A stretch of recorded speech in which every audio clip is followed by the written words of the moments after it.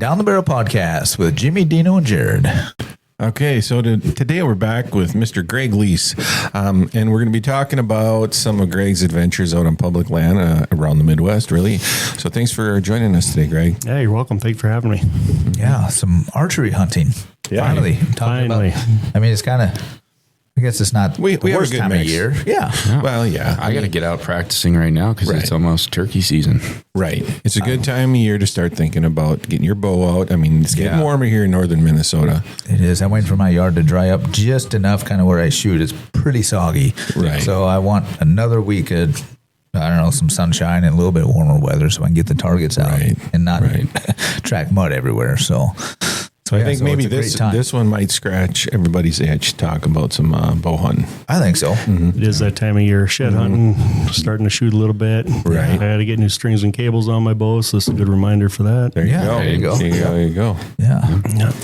Well, Greg, why don't you just introduce yourself? Tell us a little bit about you and why you do what you do. Yeah. Right. Yeah, Greg Lease, from Grand Rapids, Minnesota, northern Minnesota, and spent a bunch of years away from Grand Rapids, down in the cities. But before that, right after I graduated, I was able to get out to Montana. I did a couple of years guiding out there for deer, elk, bear, and mountain lion. Oh, cool. Worked for a couple outfitters, so that was really good for an 18, 19-year-old kid. And, kind of learn that work ethic when it comes to hunting applies for hunting as well, not just your job. And saw a lot of good big game hunters. And that was probably a pretty good introduction into later on trying to be pretty serious about this whole chasing, whitetails around the Midwest. So, that and following my dad around South Dakota, chasing pheasants, he's a diehard pheasant hunter, and learning the basics like edges and even pheasants follow edges, right? Just kind of, I think all that stuff laid out, kind of what I do now, because they're still critters and they still relate to certain things. They're not deer, but critters still kind of do critter things, Right. Yep. And I had a couple of good uncles that my Uncle Mark got me into bow hunting when I was a young man, and I actually killed my first deer up in Marcel behind his place, and grew up hearing all my Uncle Randy's stories. He's a pretty good big game hunter, mostly gun hunter, but he kills a lot of stuff. So yeah, it's everything kind of led to today, what I do now. When I lived down in the cities, I did spend a lot of time down the Sherburne Refuge. Okay. Marsh hunting. Of course, that was back when Dan Infalt was starting to really come into the marsh hunting scene, and really kind of tried to mimic that stuff. And marsh hunting is a lot of work, and worked pretty hard for not a lot of results for a lot of years down there, but it was all still good. It's all the work and all the failed hunts you do as a young man. It all leads to something if you're willing to just keep plugging away. Absolutely. Yeah, you have to start somewhere for sure. I've got a lot of failed hunts as an old man. Well, so do I. Yeah. I don't think they ever really stop. I don't think so either. But I mean, you just hope that you get fewer and fewer of them. Yes. But that's not always the case. Depends on your definition of failure, right? True. I mean, I enjoy every hunt. If you're just out there to hug a tree, every hunt's a success. I never go out there to hug a tree, but I've spent a lot of time hugging trees. Right? I think I spend more times hugging trees now saddle hunting. Yes, right. for sure. That is a true than story. I ever have. But it's probably my most intimate relationship I've ever had in my life. Is right. Whatever. Straddling a tree. I did it this year with you guys. I'm not doing it again. Oh, man. That poor tree. Yeah. No, not for me. You'll do it again. Oh, no, I'm not.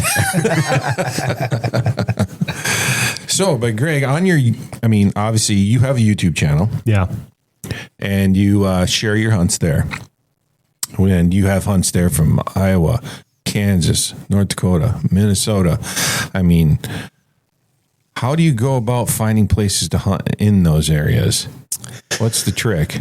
Well, the trick is just kind of reaching out and trying to get away from northern Minnesota. It's tougher here. Oh yeah. And everybody says that about their state. I get that, but where we're at here in Grand Rapids, and then we're high up.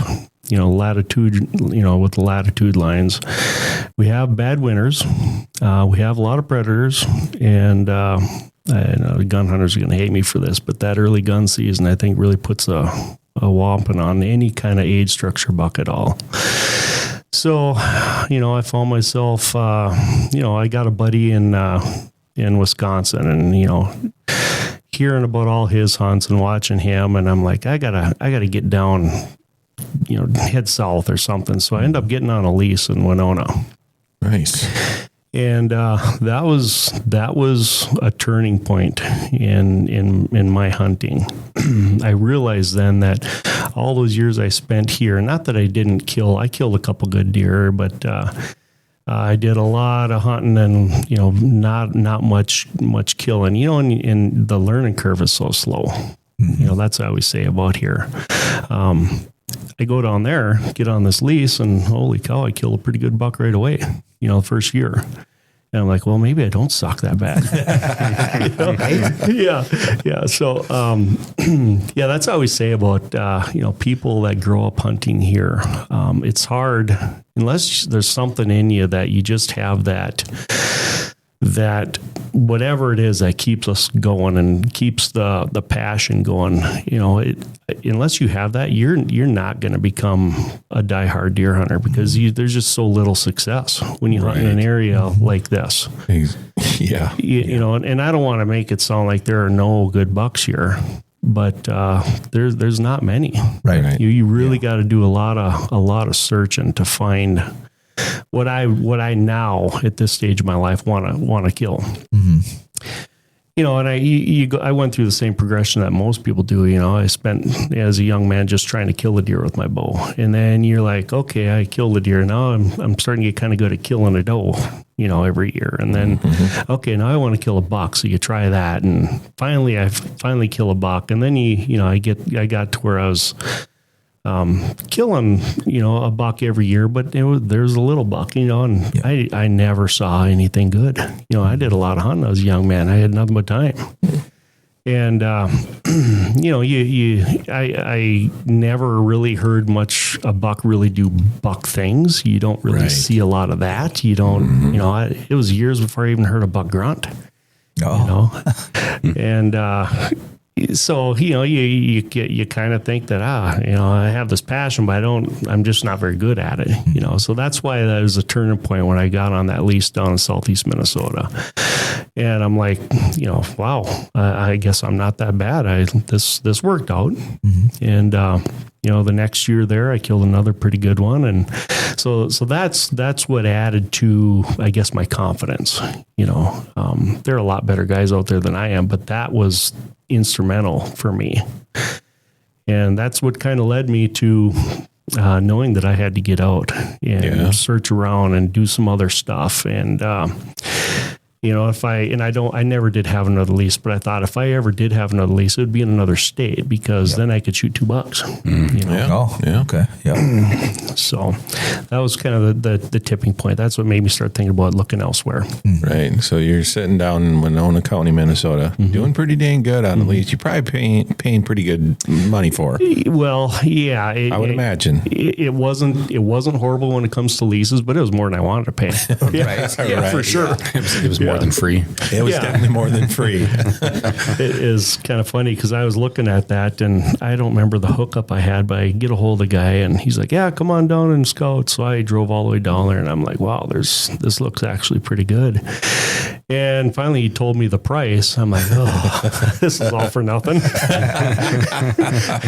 And, well, he's like, well, we might help you out. I got this other guy that he did the same thing last week, so maybe you can get with him, and if you guys get along, maybe you could split it. So I was kind of skeptical. Well, I did. I reached out, or he reached out to me, or something, and then that's what we ended up doing. He ended up being a pretty good guy, and we kind of split it, and that's why I was able to do that. Nice. That's awesome. And that's kind of where I fell in love with hill country too. Yeah. Okay. Yeah, it is beautiful down there. Oh, yeah, it is beautiful down there. So good. Yeah. It's so good. And my theory, of course, it's just my theory. It's not based on anything except my experience. I think whenever you run into bluffs like the driftless area of the country, that west Wisconsin, northeast Iowa, southeast Minnesota, where you get those good bluffs, if you have a 1 mile of land, you might have 2 miles of property in there, because you got your vertical stuff. Right. And because every time I've hunted anything with those bluffs, I run into better age class deer. And it makes total sense to me, and it's harder to get to. So, Right. The deer aren't as easy to kill by just average hunters that are just out to, mess around on a weekend. Right. Plus there's more land in there because it's vertical. Yep. So that's kind of my going theory on that. Yeah. So then you're down in Winona. At what point do you decide you're going to drive even further south and go find some public land to hunt? So James, I got a buddy there I mentioned earlier, lives in Wisconsin. He'd hunted Iowa one time. Had he hunted Iowa by then? Anyway, he was starting to dive out a little bit. So we decided one year we're just going to go to Kansas. And we did that, and the video's up there. On my little channel there. And we did good, and from then on, I'm hooked. This traveling and because what little bit I did know in the work ethic that I put into chasing deer, it worked there too. Yeah. So I'm like, okay, I went down to hill country, which I'm totally not familiar with.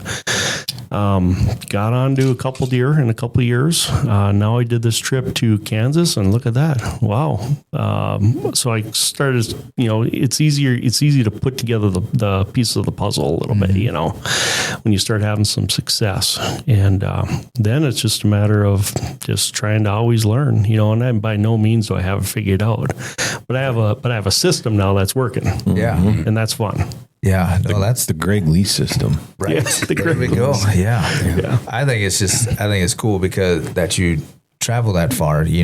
Going just looking on a map.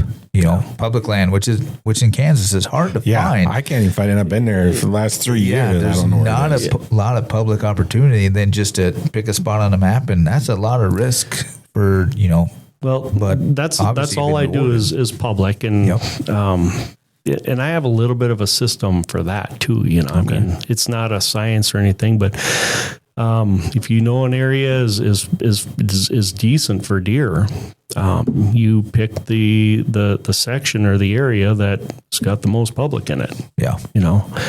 And then once you get there, you got to handle that in a certain way too to take advantage of that. So that's part of my system, which we can get into if you want. Yeah, absolutely. yeah, Want to get. I want to know how you find it, especially in Kansas, because I've spent some time there, and I didn't think there was public landing. Well, where I'm at, there's not. The walk-in access is more CRP stuff, more for like bird hunters. I mean, obviously there's deer on there, and I know we've all seen those videos of the public land guys that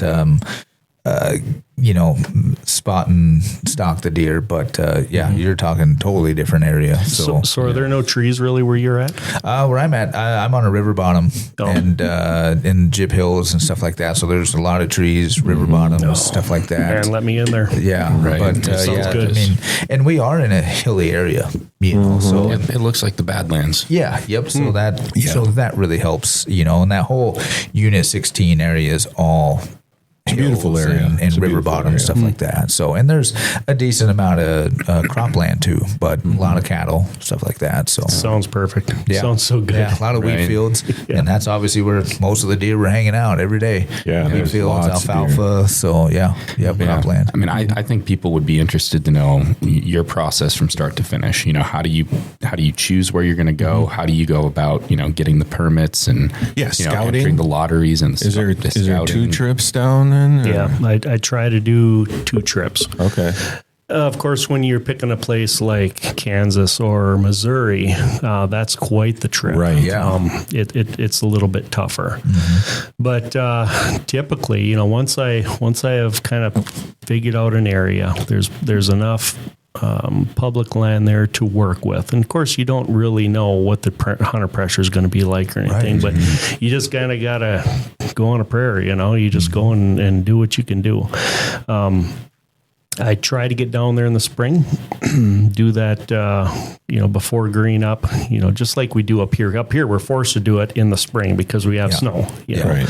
But that's what I always try to do. I get down there wherever I'm at, whatever state, in the spring, and I'll pick.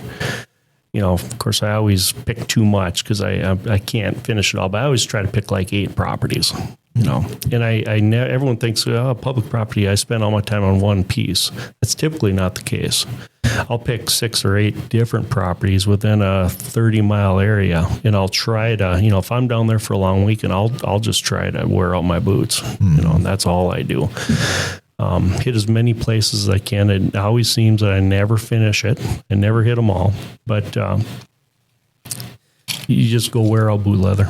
Look at everything. I really like scrapes, and rubs are all good too, but I really like scrapes because you can kind of tell what are just periphery scrapes on the sides of fields, which are a lot of nighttime usage scrapes.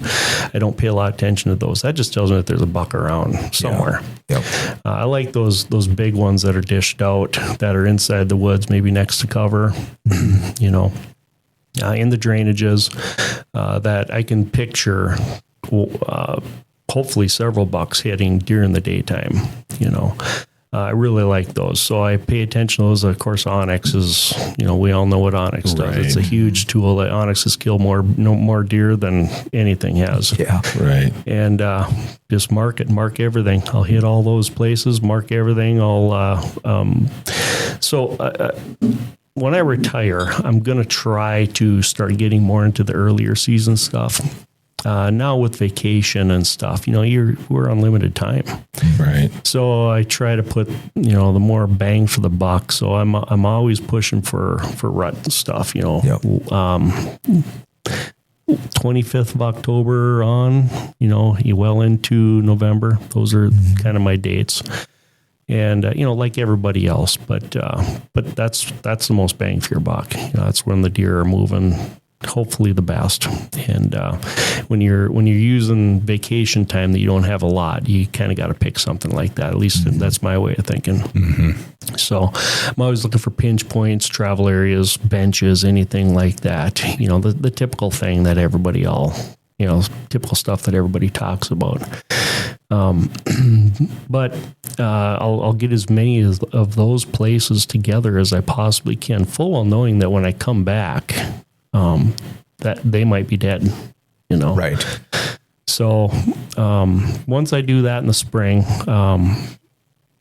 then I'm kind of on coast mode. My next move is I always like to get down there around October 1st. By then, in areas with a good population of decent bucks, they're usually laying down pretty good sign. Their scrapes are usually opened up. You can start to get a bead on where the bucks are actually at, what they're using right now. Kind of getting an idea that there actually are deer in that certain area. So it always works out that, if I have scouted 6 properties in the spring, that October 1st trip, whatever that weekend is around there, I'm going to probably have 2 properties that are looking promising, and then there's always seems to be like a third that's, maybe that could turn on, maybe not, maybe it won't, So just because you scout 6 doesn't mean you're going to be hunting 6. Yeah. Right. Yeah. You kind of have to put them on your priority list. Here's my 1, here's my 2, here's my 3. And, of course, technology. I have moved all over to cell cams now. And I have plenty of them because, not that I'm a techie or I like to jump on that next latest fad, but they actually work for me. I'll drop a bunch. I'll set them on these pinch points, these travel areas. I'll try to. I mean, if here's one example, like in Wisconsin, there's this area that's a really good bench on the side of a bluff, and on that bench, it's like 80 yards wide or so, but there's like 2 or 3, I think there might be 4 faint trails running that, coming off the side, running the length. There's and none of them really intersect. So I've learned over the years, I make my own mock scrape. And I kick it out. I'll pull a branch over, or hopefully I'll find a branch. I'll kick it out, and I actually pee in it. And because 12 hours later, it just turns to ammonia anyway, just like everything else does. Yeah, right. And I heard that, but I believe it because they work. And all you're trying to do is every now and then you're trying to get a deer that might have gone past your camera to move over there and go check it out. That's all you're trying to do. You're just trying to inventory what's there. And if that particular spot that looks good, you start getting pictures, even if it's at night, that's good. Mm-hmm. And then, you're trying to figure out what caliber deer you have in the area. If you have 1 or 2 deer in there that you would shoot, and, if they're showing up once or twice a week around that, soon after the October 1st timeframe, I'm in on that. I'm not one to think that if they're just showing up at nighttime on the kind of setups that I put out for my cams, that it's no good, because you're missing deer all the time. You're not getting every deer there. You're seeing little bucks. If you're seeing does, that's even better. Right. So, I mean, if I'm getting a shooter buck once a week on camera on a place like I just described, I'm in. I'm good. It doesn't even matter if it's nighttime, because I'm counting on there are several deer that I'm missing, and there's probably even another deer that I would shoot that I'm not even seeing. All you're doing is that area is alive. That's all I'm trying to confirm. Yeah. Right. So will you put these cameras out in the spring when you go, or more or less in October when you go back? I'll do that in October. Yeah, okay. Yeah. And the spring is purely a scouting. Yeah. Where do I want to start in October? Yep. Gotcha. That's all the spring thing is. It's familiarizing. It's checking these properties out. It's like, this one I think is doable. This one's worth coming back this fall. Mm-hmm. The October 1st trip, I would say October 1st, whatever that nearest weekend is, it needs to be late enough to where deer are starting to do deer things. Yep. Laying down sign, and because I have to be able to tell what's worth it. Where do I drop one of my cameras? Where do I maybe kick in a mock scrape? And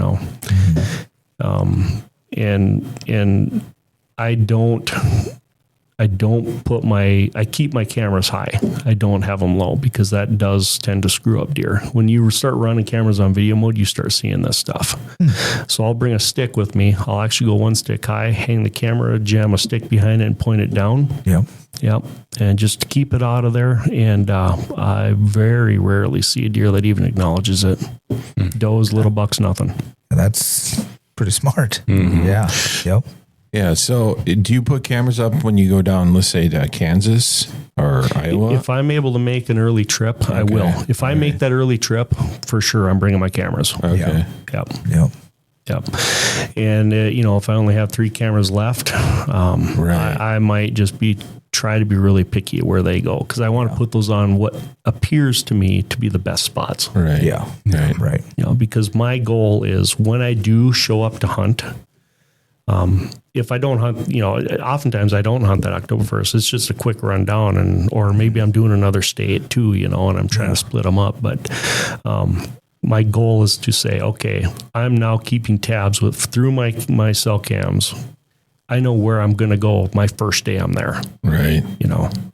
So that's a goal, and that's how I shorten it up and try to get on deer as fast as I can once I'm actually there. Right. So you're really putting in a lot of effort, honestly, a lot of drive time. How many miles does your truck have? Well, I'm over my. I've been leasing, so I'm over my lease miles. I'll tell you that much.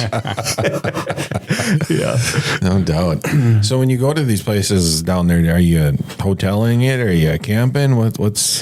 What's that look like? Both. I've done motels, but I don't know, a handful of years now, I built a camper. Really? Yeah, I bought this old, it was like a 1996 something or other, Featherlight something, and it was kind of rotten out. My goal was to strip it down and fix it.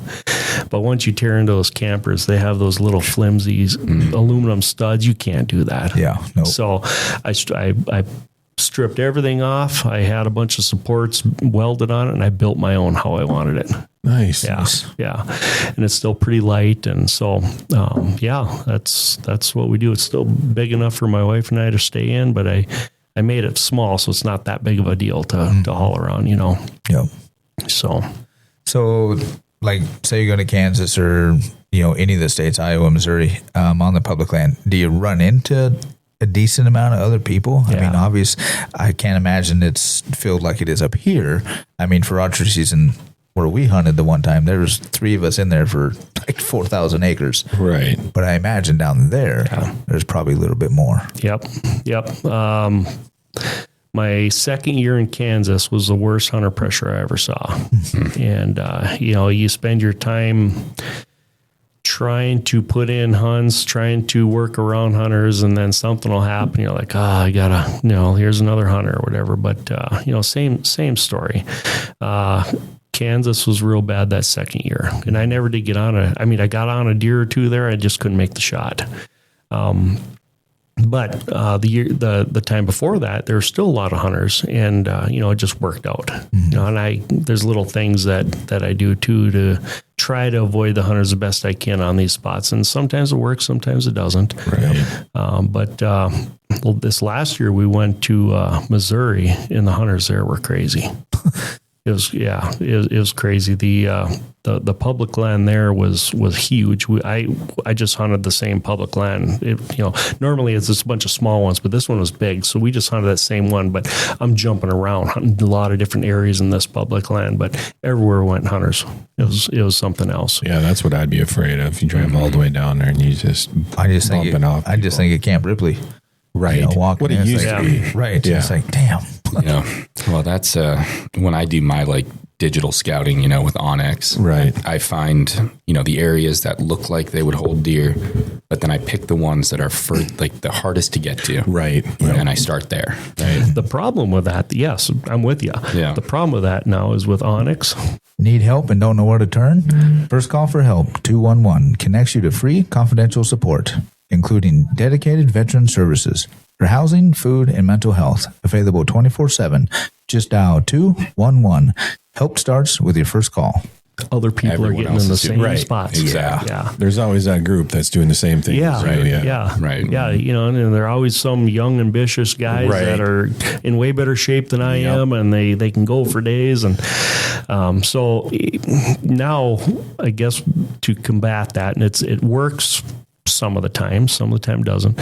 I try to find these little tiny corners, and they don't even have to be far off. Mm-hmm. I try to get the little corners that might be butted up to the private, kind of an off the wall spot, and sometimes it works. I'll give you an example. Iowa, this last time, pretty good public piece. I ran 2 cameras in there, and both were on scrapes.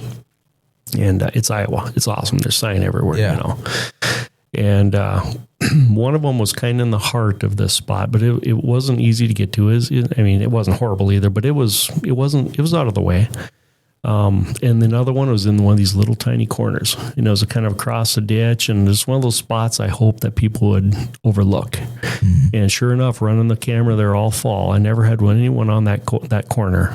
But several people showed up and were scouting that other scrape, Yeah, I suppose. And that's kind of how it goes. Sometimes you try to pick a little off the wall spot along the edge. Sometimes you run into somebody else having the same thing, but the beautiful thing with archery hunters is generally they're good people. Yeah, that's what I was going to ask. Good archery hunters aren't slobs, right? They won't. They typically won't run in, and if they see a camera there and sign that somebody else might have that spot, they'll typically go somewhere else. Right. And I do that. right. Last thing I want to do is go in elk sighted for the spot and somebody's going in the same Right. little tree that I'm in, Yeah. Yeah. So that's the good part of this, Right. So the archery hunting thing. you've talked about Wisconsin, Iowa, Kansas. I know you've hunted in North Dakota. What's that like? North Dakota was awesome. It worked out. I've hunted there twice, filled out the first time on a really good buck. Second time, same deal, got on a bunch of deer, passed some 2-year-olds, just couldn't finish the deal on anything good. But North Dakota's real good. That was the northeast corner. And that country's loaded with elk. Really? It was the weirdest thing. Yeah, elk sign everywhere. That's wild. Yeah, yeah, Wouldn't have thought. yeah. Real rough, real rugged area. Yeah, it was good. I ended up getting on to a property that first year. Of course, I did the same thing, all kinds of different properties, jumping around, running cameras, and I had a lot of good bucks in North Dakota on camera, really good. And I was actually surprised it was so good. Ended up kind of narrowing down to this one property to where there was a decent 8-point in there. It was the best one I had. And I'm like, that will do. So I started working on him, and it was doable. I'm like, I think I can work in on him. And it was kind of a grassy, willowy, flat property right there. It wasn't one of the real craggy, hilly spots. So I was able to crawl up in a windrow where there's a lot of sign with it at anyway. So I'm like, I might actually kill him here, but if not, I can see a long way. So that's how it ended up working out. I ended up kind of using that spot as like an observation sit, and I was able to see him out there. And I kind of chipped away for a couple days, moving on different spots on that big windrow, and I was able to figure out a couple hundred yards where a lot of deer are moving. So the next day, I'm like, okay, I'm moving over there. That's where I need to be. And it rained all night and it rained all day, and I didn't hunt in the morning. But this is another little thing that I've found works just great. A lot of guys like hunting in rain. They think that makes the deer move, and maybe it does. I don't know, but I'll guarantee what really works good is when it rains all day and it's starting to peter out when you're going to go hunt. Yep. If you can be setting up in the rain, but it's starting to slack off and it's starting to stop raining. Man, I tell you, I've seen deer move so good. Like everything just wants to get up and move and eat or whatever the deal is. I don't know. Right. That was one of those circumstances, and worked up into the tree, brand new, went in there mobile. Saw, I think, 1 or 2 young ones, maybe a doe or 2 right there, and then the big one ended up shooting. He showed up, and I don't know if he just stood up out of the bed right there, but it's on video. He's just a monster, great big body. I wasn't able to weigh him, but really good deer, good 8-point. Stood up. I think he stood up, or he didn't move it very far, because I looked up and I'm like, oh, look at that deer. Oh, look at that body. And I glass him. Oh yeah, that is a really good. That's way better than the one I was chasing in here. And he was just kind of looking around and not going anywhere. That's why I kind of think he wasn't far from his bed, or maybe he was just laying there too. I don't know, but looking around and I could tell that he was hearing things behind him. I was thinking there's deer back there, and I was petrified that he's going to turn and walk away from me because he's getting curious. So one of the few times a grunt tube works, I pulled it out and pointed it behind me real carefully, and it was his head snapped. This is all on video. It's really cool.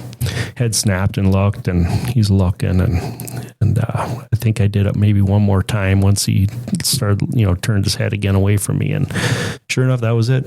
He was committed. He just wanted to come in and check it out, and I shot him as he was walking past me. Nice. Oh, you got to love it when they work out like that. Yeah, no doubt. Yeah, those are just gifts. They never do that for me, but I mean, I'm sure it must be nice. They don't do much for me either, but when it works out, it's so good. Yeah, I've grunted in 1 buck. Yeah. And that was in Kansas. Yeah. He was going away, following the does, and I started grunting, and he got pissed. It was coming back. Yeah. He was looking for that other deer, So Yeah. that was one time grunts worked. And I'm not even convinced that often they're mad or anything. I just think it's a curiosity thing. Yeah. You know, they're hurt. They like other deer, you know, and especially that time of year. He might have been thinking, hey, there's a buck over there. And I always try to kind of sound like a wimpy buck if I can too, you know. He's probably thinking, oh, there might be Doe over there with that little wimpy son and teenager buck. I better go check that out. Dean back. That damn dean deer. You know. So your mobile setup. Yeah. You know, so do you use climbers, portables, sticks, saddle? For years and years and years and years, I'm running my Lone Wolf Assault. Okay. Yeah, with sticks. Yep. I just did get the Fly new stand. What is the name brand of that stand? Do you remember? I can't remember the name brand. You're starting to see it a lot now out there. I'll think of it later on, but the model is called the Fly. Okay. It's 5.8 pounds. Wow. Yeah. That's nice. Yeah. Versus the Assault is 9.5 or whatever. Yeah. Whatever. And it just seems like a few pounds, but you know, I'm getting older, you know, so I'll be running that Fly with my my honeybee sticks, and I'll be doing that. I did try the saddle thing for a year or two. The problem I end up figuring out is that I use that stand. XOP. XOP. I was going to say that. XOP. XOP, yeah. I should remember that because we got her the XOP Rubicon. And so, yeah, I've been eyeballing that for like a year, and I was going to order it months ago, but it's been out of stock. So anyway, just got that, and it's awesome. It should work out just great. But anyway, back to saddle. The problem is I don't have anywhere to strap my camera gear to. You know, I use my stand for that. Yep. And so I end up having stuff here and there, and it's clank, and it's just not. It just wasn't worth it to me. So I went back to stand. And Okay. Yeah, I love it. Yeah, we've I did portable and sticks for years, and I ran. I don't even remember what the first portable I had was, but it was heavy. I about died every time. Yeah. And it had gorilla sticks, which were horrible, and they got recalled. I don't know how many times too, because they were horrible. And so then I got a Hawk stand at one time, and it's really light. I think I want to say it was 7 or 8 pounds. You know, at the time it was one of the lightest ones. And then I went to the Hawk helium sticks, use those, but I don't know. I'm too fat and old, so it takes me forever to get set up. So I switched to the saddle a few years ago in Ripley, and I've really liked it. Yeah. You know, just a saddle and sticks. And I used to film more of the hunts because I've got a really nice muddy camera arm, but I kind of quit filming hunts there for a little bit. I got a Tacticam on the front of my bow that I always forget to turn on. Yep. That's how that goes. Yep. Yeah. I've been running a second angle action cam for years. I have yet to turn it on. So I get so mad at myself. Yep. Never fails. You have good intentions, though. Yep. Right? Yeah. Great intentions. Even that coyote you got last weekend, you forgot to push record. Oh my God, it's so dumb. It's And just you had all the one time in button, the world, and I too. did too, because I was like, "Are you guys sure?" Yeah. I was like, "Okay," and I didn't even hit the button because I'm not very smart. That's all right. I've never once recorded anything while hunting. Well, it's so easy to get so wrapped up in making on that deer. You know, I pride myself. I'm really good at getting on that deer with my camera, my main camera, but apparently that's my bandwidth because I can't do anything more. Well, I guess I take that back. I did film my turkey hunt last You did, spring. yeah. But that was because I had a GoPro just like set out there amongst the decoys. I didn't have to remember to hit record. Yeah. Was that like a remote one? You turn it on? Yeah. Yeah. But no, kudos to be able to record everything that you do and set that up, because man, that it takes a lot of work and a lot of equipment, and you do great at it. So I'm impressed. Thank you. The little camera arm I went to, the Lone Wolf pocket arm. Yeah. That's a good deal. Yeah, that thing's tiny and it holds my Canon XA11 just fine. Yeah, that's a different deal.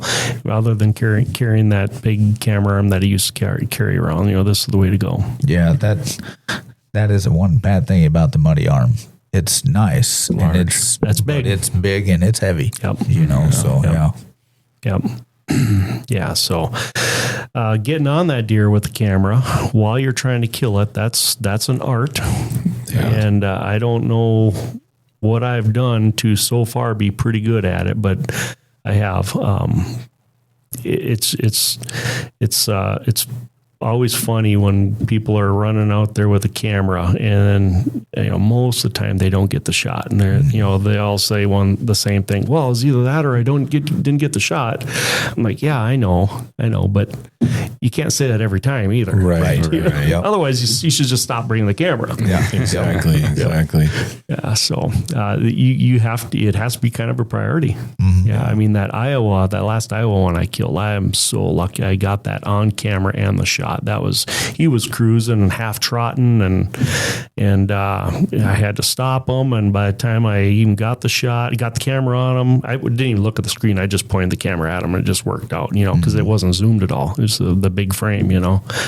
And I had to stop him, and I ended up putting it in behind the rib because he's quartering away. And any farther, I wouldn't have probably even been able to get a shot. But that's just one of those lucky times where it just worked out. But you kind of got to make it happen too. Right. Yep. Exactly. Yeah, and that's not even necessarily a skill thing. That's just a bullheaded thing. No. Yep. And I just enjoy having it on video. And I have this little YouTube channel. Isn't for anything other than just sending my buddies. Right. I'm not looking for it to go anywhere or anything. Yep. Well, we've watched some of the videos. And they're impressive. I watched them today. Yeah. Did you? Just to refresh a little bit. Yeah. Oh, we're in the middle of building this house, and I still have my Missouri hunt from last year, and then I hit and lost 2 in Wisconsin, which I'm going to make a video and put it out. I don't care. Mm-hmm. Super good hunts. So I have 2 videos that I haven't even put together yet, but I'm kicking myself because I haven't done it. Yeah. Because other things keep getting in the way. Right. I interrupted you. I'm sorry. No, you're good. But I hear from people all the time that would love to start doing some of these out-of-state hunts, but they're just kind of overwhelmed by the permitting process and the lottery process in some cases. Right. And so how do you navigate that? Do you use any of those tools out there that I don't. You don't? Okay. I should, but I don't. If I started adding states each year to what I do now, I probably would. Yeah. I do enough now where I can kind of stay on top of it. Like Missouri, Wisconsin, that's over the counter. I say over the counter, but you don't really go to a counter anymore. Right? You buy it beforehand, or in North Dakota too. Or like Wisconsin, you just order it up and you get your license right on your phone, so that's pretty easy. Kansas and Iowa, you gotta stay up on because you don't want to miss a year and forget to buy a point. Right. Especially Iowa. I mean, then it'll be another 4 years. Yeah. Or it'd be next year. I've been drawn every 4 years. So it'd break my heart if I missed Iowa. Right. Yeah. That's my favorite place to go. Yeah, I guess I didn't realize Kansas was a point system and whatnot. But then again, when I've purchased tags there, I can buy the landowner, family tenant tag or whatever it is. So, well, I think depending on, and I'm not an expert, but I think depending on where you go, there is a chance of drawing every year. I know James does. Okay. But I don't know that he gets on that landowner deal or not. I just figure I'll buy a point 1 year, I'll put in for the next year for Kansas, and that's been working out. Yeah. So I guess I got to start planning better. Right. Yeah, we got to make our Wyoming pronghorn hunt happen. Oh, that would be great. I'm itching to do that. Yeah, that'd be nice. Or Montana. Yeah. Anywhere. South Dakota even. Yeah, that'd be cool. Yeah, I hunted pronghorn in South Dakota. Yeah. With your bow? Yep. How'd it work? I killed a doe. Okay. I chased all week long. I chased around this great big buck in his herd, and I brought my daughter with me. She was probably 11-ish.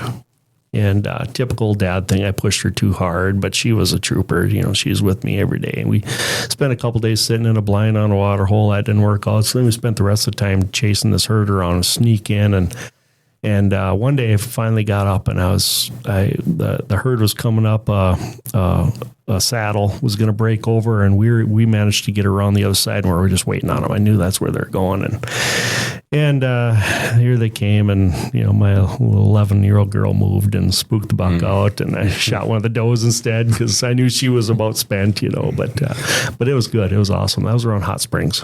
Okay. Oh, yeah. Nice. Yeah, I'm dying to do that. Yeah. So out of all the places you've been, I'm sure it's tough. What's your favorite place? Iowa. Yep, Hands down. Yeah. And why is that? The number of good bucks you see. Okay. Yeah. Before I went, guys said, "Hey, don't shoot the first 120 you see." I'm like, "Duh, I'm going to Iowa. I won't." But you start seeing bucks, and it's so different than here. Mm-hmm. The first buck I killed there was a 125. I think it was a 9-point or something. Good buck. I don't regret, but I'm like, oh yeah, I see what they mean now.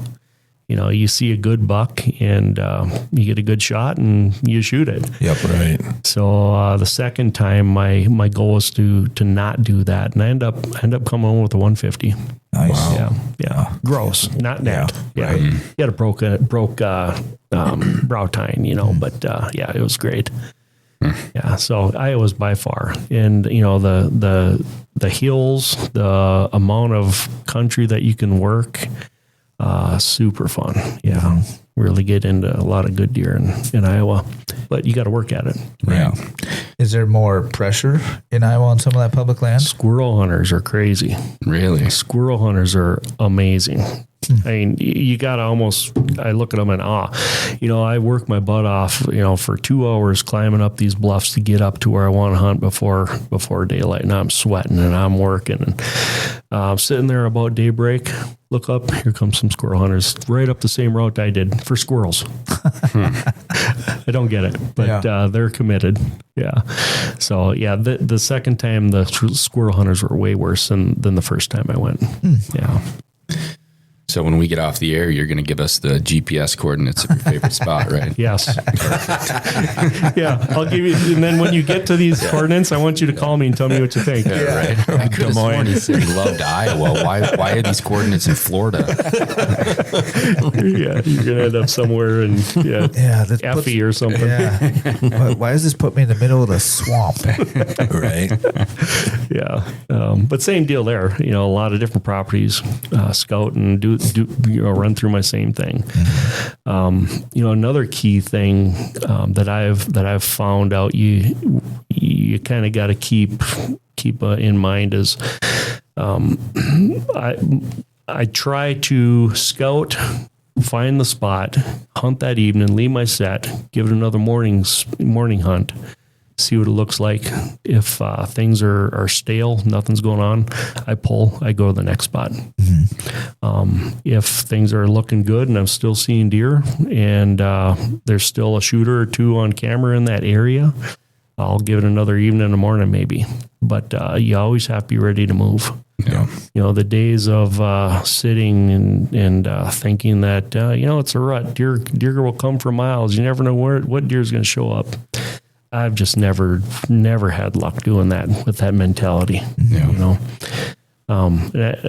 Even here, that's how I grew up. Is everyone's like, your dad or your uncles or whatever. Hey, deer move. You never know. And I've sat some really what I thought looked to be good spots for days and days, and that just has never happened to me. Yeah, yeah. So scout till you start bumping deer. If it's where you think you want to go anywhere, hang and hunt. Do that until it wears out. Go to the next spot. You got to keep moving. Yeah. That's good advice. And like that last Iowa one I killed, I end up setting up at the top of this ridge, kind of at the base of this where the ridge really starts to get thin and really brushy. And I'm like, I know there's bedding out on that ridge. There's got to be. I got up there. Sure enough, there's a lot of tracks, a lot of buck sign. And I'm like, I'm going to set up here. Set up there, saw a couple little ones. Kind of end up adjusting a little bit on that ridge. Hadn't ruled it out yet because I knew there were still deer in there, and I was running a camera not far from there on a great big hub scrape, and the bucks were still in there, a couple good shooters, and just watching everything from there. At one point down the side on a little spur ridge about 100 yards from me, I saw a real good half rack. I would have shot a mature deer. One he wasn't broke off, but he just grew all goofy, kind of looked like a tree stump or something. Watching him down there on this little knob, a third of the way down the hill, typical military crest stuff, and happened to be a thicker edge of brush right there, and everything was as it turned out later on. I'm like, yeah, this is the spot I should have been at right away, But sometimes it takes a while to figure it out. You just have to be open to seeing that stuff. So he ended up tending a doe there, and I did a little grunting or whatever, full well knowing that I might push him off, but he wasn't leaving her. He wasn't going to give me a shot. Well, he ended up coming up to me. I'm like, what? This is working. Well, little did I know, I saw then there's a small buck right by my tree that he was eyeballing. He's going to come up and push out of there. And he only got to like 50, 60 yards. I never got a shot. He went back down and ended up pushing that doe off, and a couple other deer that are bucks that I didn't even see by him ran with him, and that's the beauty of Iowa. You just don't see that very often here, right. So sat that evening and had that encounter. I'm like, well, that's pretty cool. But that still wasn't quite enough to move off of what I thought was probably the best spot. This is where I was sitting. Hunted the next morning. Sure enough, another big shooter, big 10-point showed up. Same little spur knob down there, 100 yards. Same little edge. I'm like, okay, well, this 2 times I can pick up on that. Yeah, this is obvious enough for me now. So pulled about midday. Pulled my set, snuck down there. It took like an hour because I was kind of thinking that big buck was bedded on that knob. I'm like, well, I got to go down there. I got to be there for the evening. I might bump him. If he's there, I'm going to bump him. But what do you do? Yeah. So I snuck down there. It took like an hour to get down there and got up. Never did see anything. I don't think I bumped him, whatever. Sat that evening, didn't see a thing. But I was still getting pictures on that camera that was 100 yards from there on that hub scrape on the same side of the big ridge, kind of next to that spur knob that these bucks were showing up on. So I still had confidence in the area. I'm like, they're still here. They're still moving in around here. It's still a deery area. As long as there are deer here, I'm not going to leave deer to find deer. Right. That's my mantra. And so I got to come back the next morning. I came back next morning, and now it's like literally my last day. I gotta pull out of there. I got to go back home. A little, 120-inch 10-point cruise through there, and I was going to shoot him because of the last day, but he busted me and he got away, and that was good because I was so glad that I didn't kill him. Even then, I'm like, even then I hadn't killed the big buck yet, but I'm like, yeah, that's not what I came for. I'm glad that didn't work out. So keep sitting, and right at noon, here come this one that I killed. Popped up from the bottom up onto that spur ridge. Right, I mean, he looked like he was looking into my soul. He just like coming right because I'm above him now, And he looked at me for a second. I freeze, and of course my bow is hanging behind me, and my camera is sitting here, and it's not even on or nothing, And he turned to his left, my right, and nose down, just doing that whole nose cruising thing, and hit the camera, flipped it on, pointed at him, grabbed my bow, murped him, and put it in behind his ribs. It just worked out perfect. But there wasn't any waste of time there at all. I couldn't, But it just one of those times it worked out, and it was a good shot. But that was a good example of just being aware of your area, because there I had to adjust, kind of like the North Dakota thing. Yeah. You can't get married and quagmired into one spot. You have to be flexible. Right. That's the key. I spent way too many hours sitting in one stand because the spot looked good to me. Mm-hmm. True.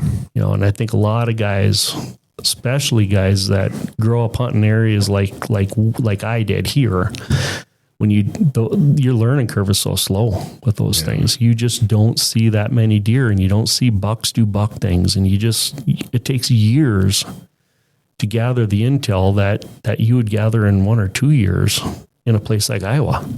You know? Yeah. I know I'm very guilty of that. I find myself all the time sitting in the spot just thinking to myself, why are there no deer here? Right, like, this is a great spot. If I was a deer, I would be right here. Right. Yeah. Or this is such a beautiful tree. I'm going to set this tree. That's beautiful. Look at the cover I got up there, and it's comfortable. Yeah. But those are the mistakes you make when you don't hunt an area with good deer, because you just don't. It takes forever to pick up those little lessons. Yeah. And all of a sudden you start going to areas where there are good deer in numbers of them. And you quickly realize because these moves are obvious, you know that you have to move because you're seeing deer down there, you know? Yeah, I got to move down there. That's the spot to be at. I'm out of the game right here. So it's so fun hunting areas where there are deer and there are good deer. You know, you see bucks do buck things. I always say that. Yeah. And that's what you just don't see that a lot here. You don't. Yeah. And then obviously you're sitting all day, you know, at most of those I'm in the woods all day. Yeah. Yep. You know, if I've sat an evening in the morning and I determine that it's not happening anymore here, I'll pull and I'll go to the next spot. Yeah. You know, and I'm always on my phone looking at Onyx. Okay, if I have to pull out of here, where am I going now? You know, do I have to go all the way out to my truck, or hopefully not, because oftentimes you're back far enough that you know, you'd run out of time before the end of the day. Yeah. Oftentimes I'm like, okay, this spot here, on this next little ridge here that I can walk to, it'll take an hour and a half to get over there and get set up, but I want to check that spot out. Yeah. That's what you do. You always have a backup plan. Yeah. Because you might find, I got to move because I'm just wasting time here. You know, and could you sit another 2 days, even with very little deer activity? Because, you know, for whatever reason, maybe that hot doe left, or maybe some squirrel hunters moved in and put in too much pressure to the area, or maybe, you know, the 2 bucks that you're in there smelled your residual scent when you left the night before, you know, after dark. You know, you don't know what happens. That's why you have to be ready to do something else. Yep. You know, so just being flexible. Yeah. Yeah. So are you archery only these days? Yeah. Yeah. I get so bored and I think about rifle hunting. It about kills me. Yeah. I don't know what it is. I can't tell you. You know, it's like I feel like an archery snob, but I don't know why. I just don't want to do it with anything else. And you know, I mentioned earlier that when I retire, I'm going to start digging into the earlier season stuff. I'm going to, but I love to see a buck moving in that November brown, leafy, noisy rut stuff. You know, I love how that picture, you know. Yeah. The way, you know, I've killed deer in the earlier season in the green, and it's awesome, but you just can't beat that picturesque. It's not the same. No. And I can't even tell you exactly what, but I think you guys know what I mean. Yeah. Oh yeah. Yeah. It's not the same. It's a different experience getting one with your bow versus a rifle, you know, or even muzzleloader. You know, it's just, I don't know what it is. It's probably because obviously with the bow, you know, they have to be that much closer. With a rifle, you see it 100 yards away, boom, you know. Right. But with the bow, it's just, it's different. Yeah. You know, I mean, it's probably not the right word, but it's a much more intimate way of hunting. Yeah, you know, for sure. And I love it. You put in so much blood, sweat, and tears, and you fail so often that when it does work out with a bow and arrow, you did something. Yeah. Yeah. That's how you it is. accomplish something. Yeah. Yeah. Yep. For sure. Yeah, not taking anything away from a gun hunter at all. No, that's great too. But it just seems, you know, I always feel like such a archery snob, but it just seems like a step above, you know. You know, and I kind of find myself thinking the same way with public land too. Yeah. You know, when you kill a good buck on public land, to me it means more. And again, not taking anything away from guys who kill a good buck on private. I would do it if I stumbled into a good private land, but I don't even knock on doors anymore, you know? Yeah. But I probably should. Yeah, you know, and yeah, like you said, nothing against anybody for how they choose to hunt. You know, I do it all, right? I use guns, I use bows, I hunt public, I hunt private. But there is something to say about an archery hunt on public land where, you know, the increase in difficulty is undeniable, right? And so that feeling of accomplishment goes right along with it. That satisfaction is second to none. I always say that's the only time in my life when a buck's coming in like that there's nothing else in my mind. Everything else is gone. Mm-hmm. And that's a rare thing. And it's a special thing. Yeah. Yeah. I just think it's cool that, you know, you travel to other states, find just a piece of public land on a map, you know, and scout it, and then be able to be successful, you know, a lot of times. And, you know, self-film it the whole time. Right. Exactly. The step above for sure. Yeah, no doubt. Talk about increasing the difficulty. Yeah. My luck, I'd drop the damn camera and scare the buck away. I haven't done that yet, but I wait for it to happen every single year. It's bound to happen. Yeah, that's so cool. Yeah. Last year, my wife went with me to Missouri.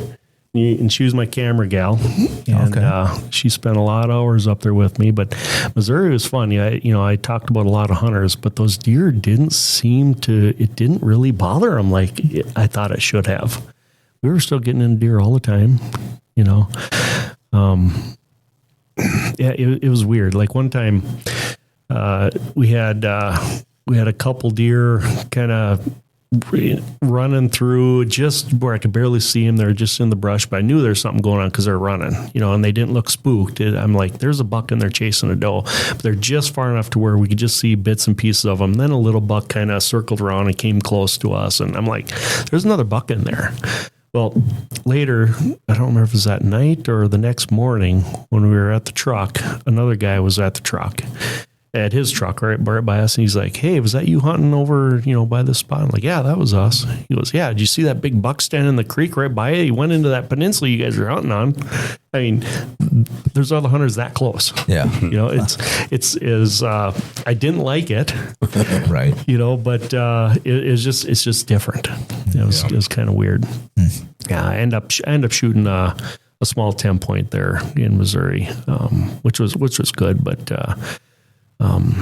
Yeah, it's just fun going to a new state and killing a buck. Right. Saying I checked that one off. Yep. Yeah. Right. Hopefully someday. Right. No doubt. But I do have to say, I did learn a new word from you just a minute ago. Merped. And I knew exactly what he meant when he said it, but I've never said it that way before. I wasn't going to question it, but I mean, you knew what it meant. Exactly. But I like that. What's the sound we make? I never heard it spelled out like that, I guess. But yeah, I love it. Yeah. Well, yeah, I don't know how many deer I've killed after merping them. Oh, you got to merp them. A lot of them. Yeah. I love merping them. Yeah. I've actually merped them with somebody that has never heard a merp before. Your daughter. Yeah. She was in a stand with me and there was this deer out in front of us and I gave a merp to try stop it. And I think she just didn't even pay attention to deer. She looked at the side of my head like, what the hell are you stroking? What is wrong with you? I had to explain it to her after. I was just trying to stop it, you know. Don't get me wrong. If I can kill it without merping them, I will. But there are times where you got to merp them. Oh yeah, for sure. Love it. Well, we've I don't know. We've asked one or two of our guests this question, but I feel like we need to do it with everyone from here on out. Okay. So, Greg, what is your dream hunt? You could go on one hunt you've always wanted to. What would it be? I hate to be this boring, but I am really into the Iowa big buck hunting. All right. Yeah. I mean, but second, I would like to get on a good rut elk hunt, but you know the problem with that is your areas are limited. You know, and as you get older, the areas are more limited for you too. You know, I got a knee that's bad, whatever. I don't want to make excuses, but I there's something about a big bucks in Midwest hunting them in a state like Iowa. I think I will just continue doing my dream hunts every 4 years. Yeah. I can't argue with that answer. No. You know, No. if your dream hunt is what you get to do all the time, that's a great life. Score. Exactly. That makes it easy. I tell my buddies, not that I want more people in Iowa, but I tell my buddies who are, the diehard archery guys, I'm like, before you're done, you have to get to Iowa. Yeah. You have to go archery hunt in Iowa before it's no longer the best place on earth to hunt. Yeah. Well, you've inspired me. Right. Yeah, no doubt. Yeah. So do you, since you're archery, do you hunt turkeys or anything else archery? When I retire, I'm going to get serious with turkey. But Okay. I've chased turkeys, Yeah. and I've killed a couple of them.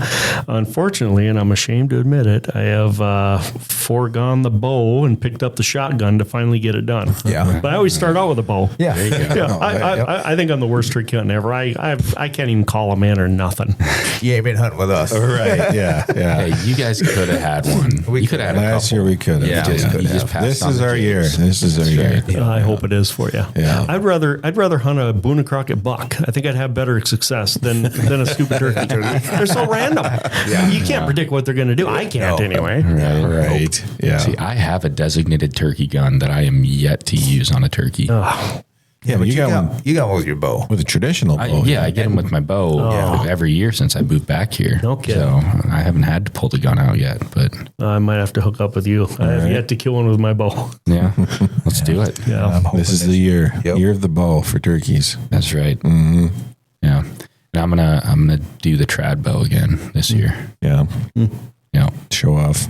Yeah. it's showing. That would be impressive. I'm just a step above. Yeah. You're a step above something. That's right. That's right. or maybe a step over or something. Right. Don't step in it. Yeah, exactly. Oh man. So awesome. What else? I mean, we've covered everything else with you.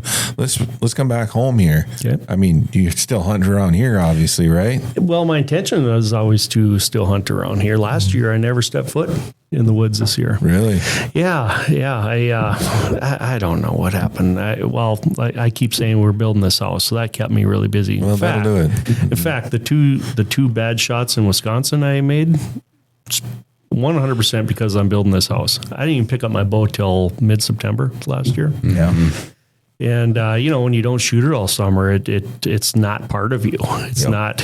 And I don't know what the deal was. I just wasn't settling my pin and just shooting high on them. I shot them both in backstrap. It was ridiculous. Yeah. Well, to be fair, the one really dropped a lot, but the good one I would have put on the wall. 25 yard, never moved, dead to rights, shot him right high, right in the backstrap. So, what was your question? I got off Minnesota. on a tangent. Hunting back. Do you still hunt around here? Yeah. Well, my intention is always to. I always try to get out on my little place. I have a few acres and try to shoot a doe anyway, just for the freezer. And I didn't even do that last year, but the problem is, I don't necessarily want to shoot, a 1 year old or anything like that. And as it turns out, I might as well, cause I'm not hardly hunting it anyway. But, the last few years, except for last year, I was able to get on a couple really good deer, and, the spots were in little pieces of public intermixed with in the middle of some private, and, I didn't get on either one, and the problem here is the first day of gun season. First week of gun season, they're both killed. Yeah. Right. Yeah, so that's been my experience. If I find a good buck and I don't kill it in archery season, it's usually not around for the next year. Right. That's happened several times to me actually. But I have killed a couple of really good deer here in the last 10 years or so, and it's just so far and few between. A lot of work in between, and with vacation, I end up putting. I don't know, more bang for the buck just to put my time into trying to get into these other spots and scout and then go to other states, you know. So starting this year, maybe I'll have some more time to put a more, another effort into Minnesota. But I mean, I might as well. We have deer here. Yeah. Oh, yeah. Right. Yeah. There's a few. Yeah. Yep. So at least try to add to the freezer anyway. Right. That's something that I need to.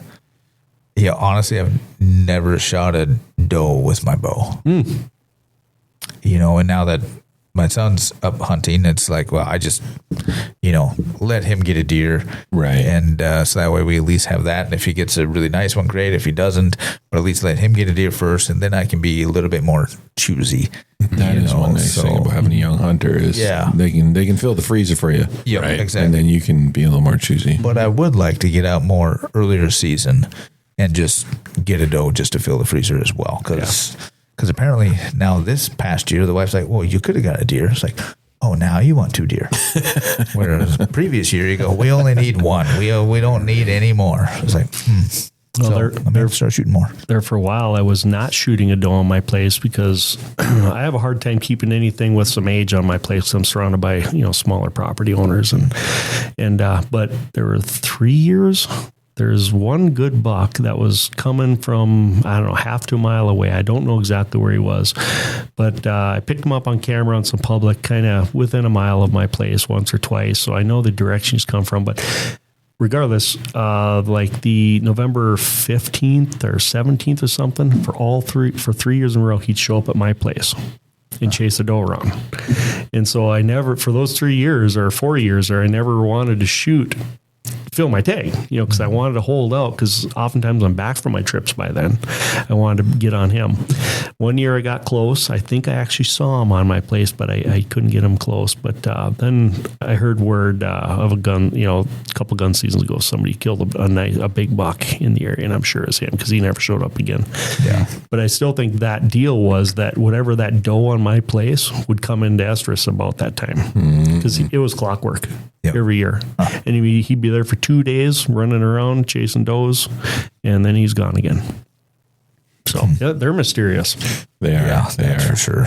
And up here, it's so hard to figure them out. Yep. Because they change so often, and there's no patterning in them. Right. No, and there's so many people around all the time. Well, yeah, they get bounced around like ping pong balls. And if you find a good buck in the summer in velvet, and you try to keep tabs on him, come September 1st or whenever it is he sheds, almost all the time they relocate. They move to a fall area. Yep. Unless you know where that's at, you're out of the game. Right. And it's hard with big woods. Yeah. Big woods is tough. That's what we had this last year with that. We had one with the drop tine, nice wide, and he had that one drop tine, but was on our camera routinely. And then about a week before firearm season, he disappeared. Yep. Oh, well, maybe you'll see him this year. That's maybe an odd time for them to relocate. Yeah. Wonder if something weird happened. Could be. I don't know. Maybe he got shot with a bow. Could have. Yeah. Damn bow hunters. Take all the good deer. Those elitist assholes. Did I tell you about the drop time buck I shot over in your neck of the woods a couple years ago? Right. Beauty. It was gorgeous. You wouldn't believe it. Yeah, it was weird because he just showed up. Yeah. It's like he came from somewhere else. Yeah, exactly. Oh, man. Oh, that's cool. Well, you got anything else to add there, Greg? I don't. No, it was fun. Yeah, I thought of a name for your channel. I'm sure you've thought of it too, and then I was actually thinking you could write a few articles even for MNBOW to put on the website. Lease Logic. Oh, that's a good one. Lease Logic. That is a good one. I had to write it down so I didn't forget. Oh, you actually wrote it down? I did. Because I knew there was going to be a point to where I could say it. I'm going to tell the boss here, remember that, Lease Logic. Yeah, because I didn't want to interrupt. You always got to do something like a weird misspelling, like logic with a K or something. Oh. Yeah. Mm-hmm. Could. You don't have to. You don't have to. But I'm thinking underneath, I'm seeing the name and I'm seeing an arrow underneath. you know, or even the L, kind of like a bow, or I don't know. So you want me to rename my YouTube channel too? I put a lot of effort and creativity into my name of Greg Lease. Yeah, you did. It's easy to find when I was looking for you. Right. Yeah, I spent zero time thinking of a name for my channel. You can tell it's just primarily a place to put footage and that's it. Send it to my buddies. Awesome. Yeah. You know, we were talking the other day and when we we're going to get you on, I was like, you know, it'd be great to learn some of this stuff from Greg and then have him write just a little piece and throw it on the website, or, you know, on Facebook or anything. Yeah, like we that. can share your videos too. Yeah, we could. Mm-hmm. If anybody wants to see them, you can find Greg's channel pretty easy on YouTube. Yeah, it's not Lease Logic. It's not Lease Logic yet. But it might be soon. It might be. Yeah, just Greg Lease, just like a lease a car, Lease. Right. Yeah. Pretty straightforward. Yeah. Whatever you guys, you know, if you see some benefit to that, I'm happy to do whatever I can. Heck yeah. We're always starving for content. So exactly. Yeah. Anything to help we push can that share a little bit. Yeah. for sure. Yeah. And if anybody wants to see Greg go to these different states and have what appears to be some pretty dang good luck on public ground, watch these videos. I don't know if we can call it luck. Well, yeah. I mean, logic.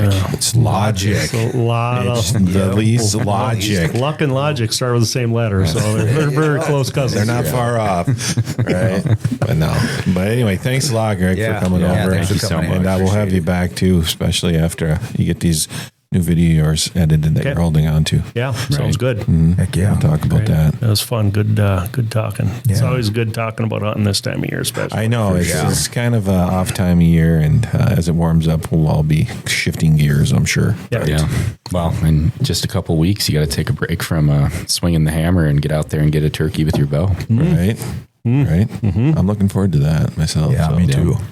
I got my tag ordered, so I'm just waiting for it to come in the mail. Yeah, you got to do that. Is that time come and gone, I'm assuming? No. Is it over the counter? For archery. Yeah. Okay. For archery, Yeah, and that season starts the 15th of April. Okay. And it goes till May 31st, I believe so too. Yeah. Well, for sure, if it's not this year, I'm going to get more serious with that turkey thing. Just it's fun to have something in the spring to break it up. Right. Yeah. Exactly. I'm going to do that. Yeah. Awesome. Cool. Well, thanks again. Well, thanks for coming. Yeah. Thank you guys. Yeah. Appreciate it. Least logic. Least logic. The Minnesota Deer Hunters Association has been building our hunting and conservation legacy over the past 40 plus years through habitat, education, advocacy, and legislation in Minnesota for Minnesota. The Minnesota Deer Hunters Association and wolf.report proudly sponsor this podcast. However, please note that the opinions, topics, and guests featured may not necessarily align with the views, beliefs, goals, or mission of our sponsors.